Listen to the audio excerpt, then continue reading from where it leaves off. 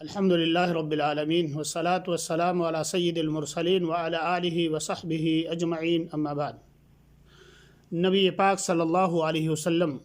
جب مکے کی سرزمین سے ہجرت کر کے مدینہ طیبہ پہنچے تو عہد نبوی کو 3 مرحلوں میں تقسیم کیا جاتا ہے۔ پہلا مرحلہ وہ ہے کہ جس میں فتنوں اور اضطرابات برپا کیے گئے، اندر سے رکاوٹیں کھڑی کی گئیں اور باہر سے دشمنوں نے مدینے کو صف ہستی سے مٹانے کی بھرپور کوشش کی، اور یہ سلسلہ میرے بھائیوں اور دوستوں صلح حدیبیہ سن 6 ہجری تک چلتا رہا۔ دوسرا مرحلہ نبی صلی اللہ علیہ وسلم کا بت پرست قیادت سے صلح کرنا اور عام لوگوں تک اور سرداروں تک اسلام کی دعوت دینا، اور یہ سلسلہ رمضان المبارک سن 8 ہجری تک چلتا رہا۔ تیسرا مرحلہ میرے بھائیوں اور دوستوں اس کے بعد سے شروع ہو کر کے یعنی لوگوں کا اسلام کے اندر جوق در جوق داخل ہونا اور وفود اور ڈیلیگیشن کا آپ کے پاس تشریف لانا، اور یہ سلسلہ اللہ کے نبی صلی اللہ علیہ وسلم کی آخری حیات مبارکہ تک چلتا رہا۔ ہجرت کے وقت مدینے کے جو حالات تھے میرے بھائیوں اور دوستوں، لوگوں نے ہجرت صرف اس لیے نہیں کی تھی کہ لوگوں کے فتنے اور مذاق سے بچ سکیں، بلکہ ایک نئے معاشرے کی تشکیل دے سکیں، اور وہ ایسا معاشرہ ہو جو پوری دنیا کے لیے مشعل راہ ہو، جس سے آنے والی قومیں سبق سیکھیں۔ اور اس کے لیے میرے بھائیوں اور دوستوں اللہ کے نبی صلی اللہ علیہ وسلم مدینے کے اندر آپ کا جو واسطہ پڑا وہ 3 طرح سے لوگ تھے۔ نمبر 1،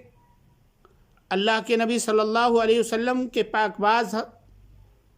صحابہ کرام رضوان اللہ تعالی علیہم اجمعین تھے، اور جن کے بارے میں آتا ہے کہ ان کو 2 حصوں میں تقسیم کیا گیا ہے، ایک مہاجرین کی جماعت اور دوسرے انصار کی جماعت، اور جن کے بارے میں آتا ہے اللہ رب العالمین نے فرمایا ہے کہ وَإِذَا تُلِيَتْ عَلَيْهِمْ آيَاتُهُ زَادَتْهُمْ ایمانا، کہ جب ان پر اللہ رب العالمین کے آیات کریمہ تلاوت کی جاتی ہیں تو ان کے ایمان کے اندر اضافہ ہو جاتا ہے۔ یہ ان کی صفت بیان کی گئی ہے، اور اسی لیے میرے بھائیوں اور دوستوں اللہ کے نبی صلی اللہ علیہ وسلم نے جب ان کے درمیان اخوت و بھائی چارگی کرائی، ایک مہاجر کو ایک انصار کے ساتھ ملایا، اور یہ ایمانی رشتہ وراثت میں بھی تقسیم کیا جانے لگا، یہاں تک کہ غزوہ بدر کے بعد میں جب اللہ رب العالمین نے آیات میراث نازل فرمائی تو یہ سلسلہ منقطع ہو گیا۔ اور دوسرا، اللہ کے نبی صلی اللہ علیہ وسلم کا ان لوگوں کے ساتھ سابقہ پڑا، ان مشرکین کے ساتھ جو مدینے ہی کے اصلی تھے،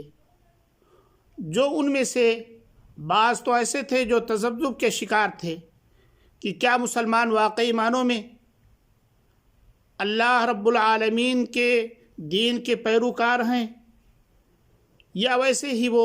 دعویٰ کر رہے ہیں۔ جب انہوں نے اللہ کے نبی صلی اللہ علیہ وسلم اور مسلمانوں کا تجربہ کیا تو ایمان لائے اور ایمان میں پختگی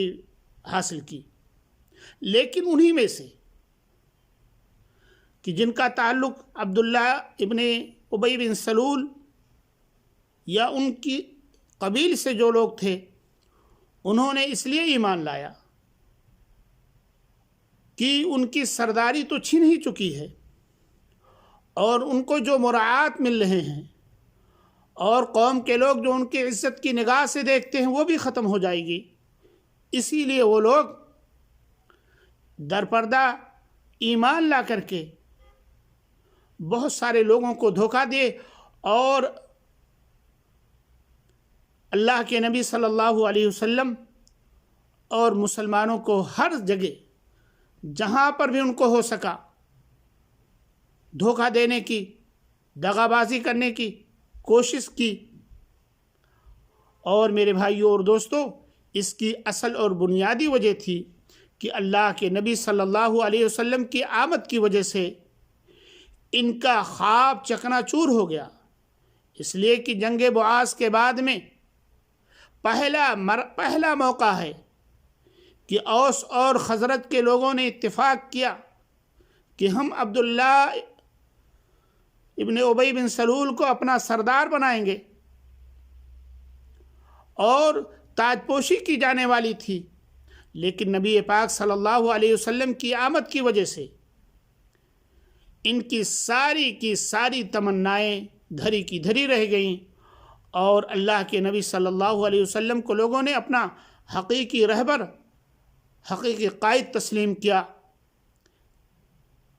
اور تیسرے قسم کے وہ لوگ تھے جو یہودی تھے۔ اللہ رب العالمین سے دعا ہے کہ اللہ رب العالمین ہمارے اندر صحیح معنوں میں ایمان کی لذت نصیب فرمائے، ایمان جو ہمارے دلوں کے اندر پیدا ہونے کے بعد میں اعمال اور جوارح سے بھی اس کے اثرات ظاہر ہوں، اور اللہ رب العالمین ہمیں نبی صلی اللہ علیہ وسلم سے صحیح معنوں میں محبت کرنے کی توفیق عنایت فرمائے۔ آمین۔ وآخر دعوانا ان الحمد للہ رب العالمین۔